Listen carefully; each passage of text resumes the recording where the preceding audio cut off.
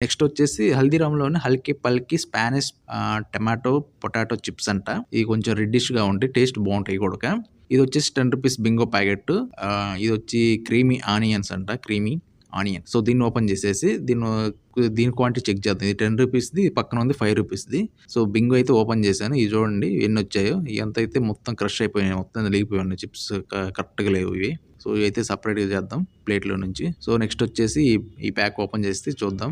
ఇవి బాగున్నాయి టేస్ట్ అయితే. ఇది తీసుకోండి. తీసుకునే పని అయితే రూ. 5కి బెస్ట్ క్వాలిటీ ఎక్కువ ఇస్తున్నారు దీన్ని. సో, ఇది చూస్తున్నారు కదా సేమ్ రూ. 5 ప్యాకెట్ ఎంత వచ్చిందో రూ. 10 ప్యాకెట్ అంత సేమ్ వచ్చింది. ఇంకా రూ. 5 ప్యాకెట్‌లో ఎక్కువ కనిపిస్తున్నాయి చిప్స్.